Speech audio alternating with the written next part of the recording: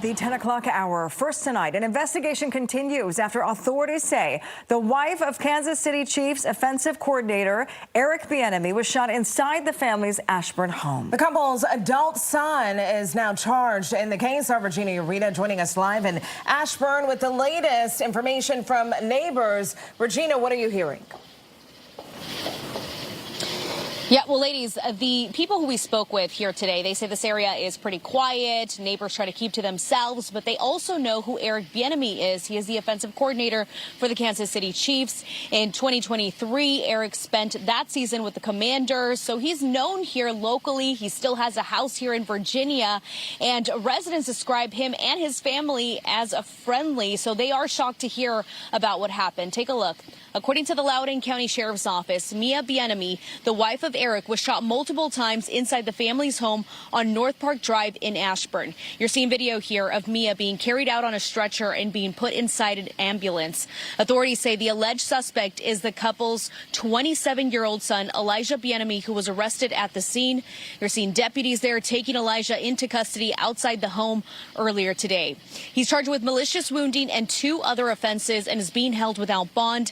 Investigators say Mia survived the shooting but suffered serious injuries. So far, the sheriff's office has not released a motive, but for neighbors, they say they're still trying to process what happened.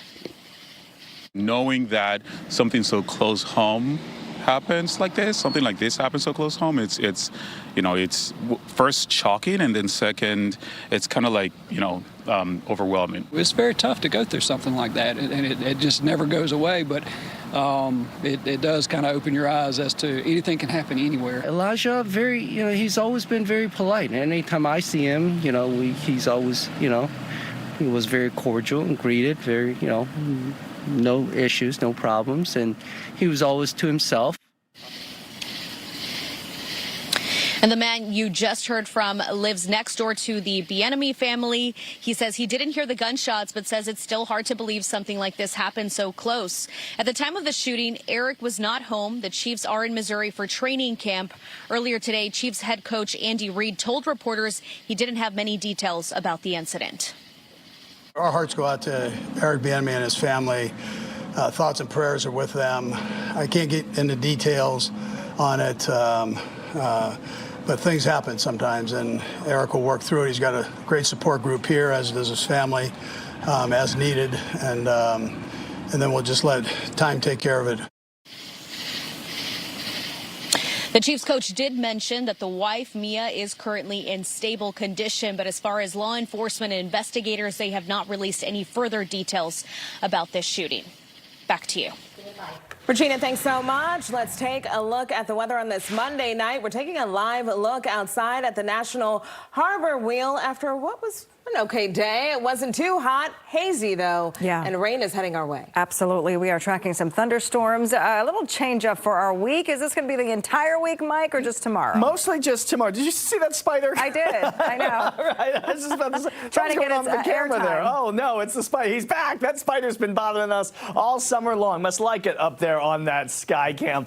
Thunderstorm chances, they are back tomorrow, and yes, some of those could be on the heavy side here in the D.C. region. Tomorrow, probably the busiest day of the week in this department once we get beyond it. Just like last week. Last Tuesday, if you remember, was the active day, and then each day afterwards was better. It does look like the same kind of thing happening this upcoming week. Sometimes weather likes to repeat itself. 90 today in D.C., 87 for Dallas, 88 Baltimore, right around the seasonal average. In fact, here in D.C., it was average. Your average high still 90 this time of year. As we take a live look, that's beautiful Reagan National Airport, where planes haven't had too much trouble today. There was 1 or 2 storms over Prince George's County earlier, but D.C. kept it dry. 80 degrees there right now, but humidity up there tonight, making it feel like 84. Dallas 77, BWI 77 degrees as well. A lot of clouds out there. Shower activity has faded for the moment. However, out across the Midwest, this complex of thunderstorms heading down through Kentucky doesn't look like it's going to bother us, right? However, a much larger complex earlier, and it's got a lot of cooler and somewhat drier air with it, and that went by rather quick. But as it comes on down, it'll overspread the area and could kick up an overnight shower or thunderstorm here in Washington. And then right through the day tomorrow, we're kind of dodging showers and storms just about all afternoon and evening. 86 degrees, a very humid day tomorrow, and with those storms, some of them could be on the strong side. Slight risk of severe weather. We'll talk more about what this means, and we'll time it out for you hour by hour, all coming up in just a few more minutes here. Ladies? Looking forward to it, Mike. Thanks so much. An investigation launched tonight after a stabbing in a busy neighborhood in Northwest D.C. Police say it happened right along Connecticut Avenue in the middle of the evening rush hour. Our Shamari Stone has the details from Northwest D.C. tonight. Shamari, what are you finding out? Well, tonight I'm sitting in a courtyard here outside of this apartment building on Connecticut Avenue Northwest, and this is where a lot of retirees, people who like to walk their dogs and sit back on the bench in the evening and just, relax. Well, the street around 5:30, right over there is where that stabbing happened, and a lot of people I talk to tell me that it happened around 5:30 this evening, and they want police to catch the suspect. Crime scene tape extending for 2 blocks on Connecticut Avenue from Huntington to Jennifer Street. Police taking photos at intersections, officers parked on the street with flashing lights as people slow down during the evening rush hour. As officers responded here for the report of the stabbing, finding a man suffering with stab wounds, conscious, and medics driving him to the hospital. Meanwhile, people tell me violent crime is rare in this neighborhood. This is a pretty safe area. This is the first time this happened, so I'm like,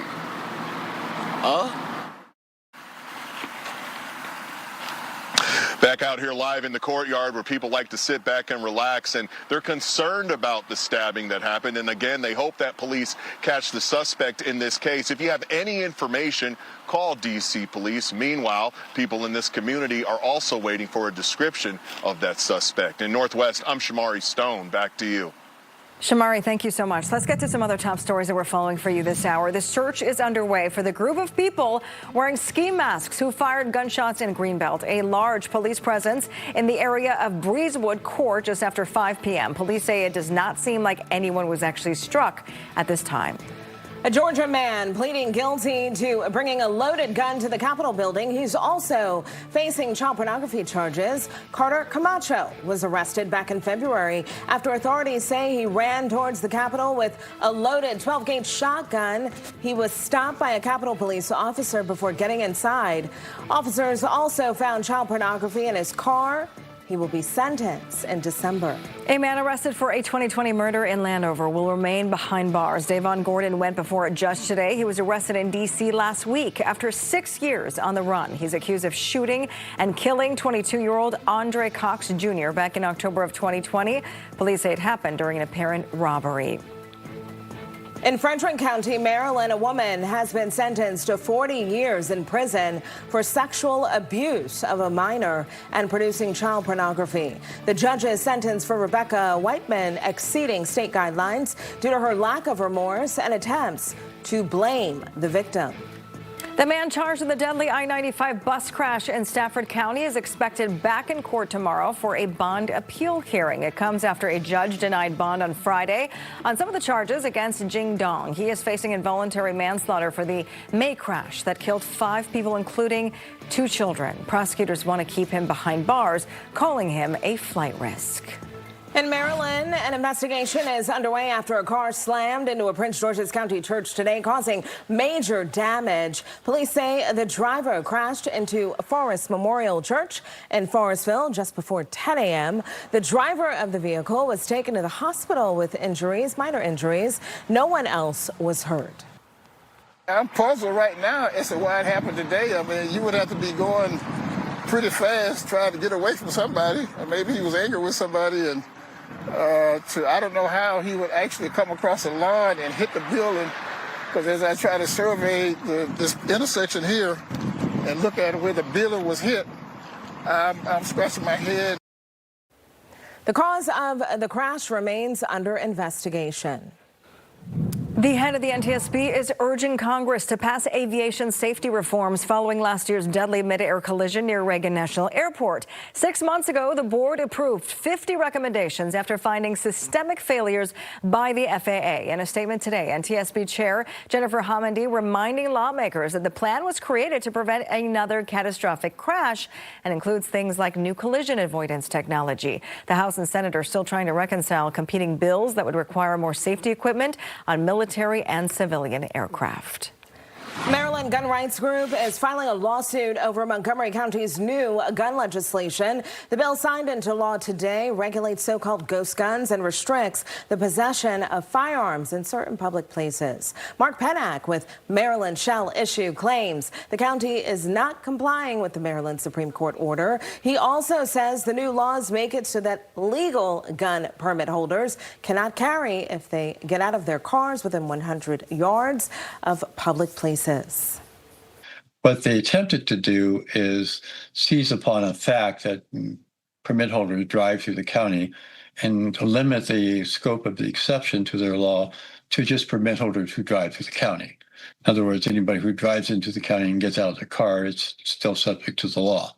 We're going to continue working with our state partners and law enforcement educators, faith leaders, and community organizers to strengthen gun safety measures, reduce gun violence, and protect our residents. Pennack believes the case could end up reaching the U.S. Supreme Court. And the Montgomery County Council is expected to vote tomorrow on a bill that would ban new permits for data centers for the next 18 months. County leaders say it would give the county time to set stricter zoning regulations for data centers. Several other counties, including Prince George's and Frederick counties, have passed similar laws.